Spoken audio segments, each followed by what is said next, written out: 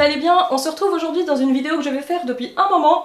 C'est l'aménagement de la Detolf. Alors la Detolf, qu'est-ce que c'est? C'est une vitrine en fait que l'on trouve chez Ikea, qui est assez grande. On ne monte pas la porte en fait qui est censée venir ici, on la met sur le côté, on ne met pas les séparations et ça vous fait un habitat facile pour le hamster. Idéalement, moi je trouve que ça marche mieux pour les hamsters nains que pour les hamsters syriens, même si c'est tout à fait possible de mettre un syrien dedans. Simplement pour au niveau de la hauteur et de la largeur, je trouve que c'est un peu limite, dans le sens où vous n'avez pas forcément beaucoup de place pour mettre la grande roue du hamster syrien et qu'il arrivera vite au-dessus, mais enfin peu importe.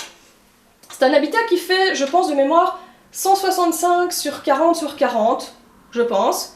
Il faut évidemment prévoir un couvercle, bien entendu. Alors le couvercle, je vais vous mettre des tutos pour des couvercles sympas en dessous de la vidéo. C'est absolument obligatoire. Le hamster, c'est les rois de l'évasion, donc oui, c'est obligatoire. Étant donné que moi, j'ai pas encore fait de couvercle, j'ai simplement pris du grillage à poules que je vais poser par-dessus et puis venir recroqueviller sur les côtés en attendant. Voilà, on va faire l'aménagement, c'est parti!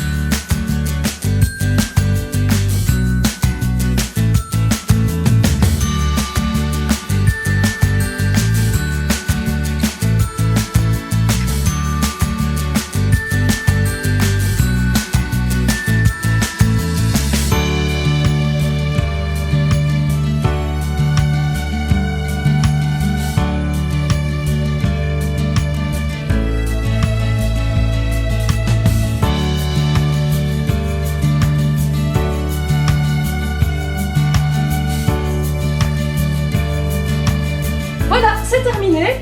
Donc j'ai séparé en plusieurs parties, comme vous voyez. On a très peu de litière ici parce que j'ai mis sa roue. Au passage, sa roue est sale, entre guillemets, ainsi que le petit pont qui est ici pour lui garder un petit peu son odeur de l'ancienne cage, pour pas qu'elle soit complètement paumée, comme c'est vraiment un changement total d'habitat. Ici, on n'a pas beaucoup de litière pour pas qu'elle m'en mette dans la roue. On a une séparation avec un pont où elle peut passer et une séparation verticale.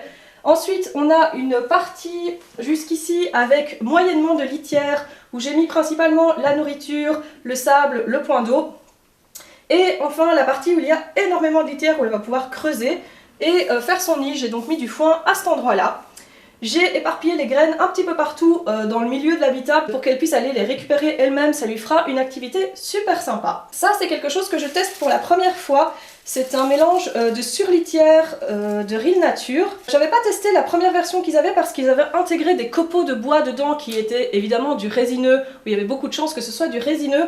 Par contre, dans cette version-ci, il n'y a pas de copeaux de bois du tout, c'est juste des feuilles mortes, de la mousse. Un peu d'écorce, il y a quelques pommes de pin, enfin j'ai trouvé ça super sympa. On verra ce que ça donne, il y avait un petit peu de mousse aussi au début du paquet.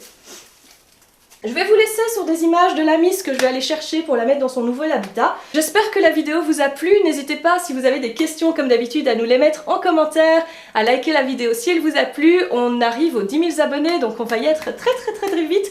N'oubliez pas qu'on vous prévoit une surprise aux 10 000 abonnés. Et bah du coup n'oubliez pas de vous abonner si c'est pas déjà fait. On se voit très vite. Bye bye.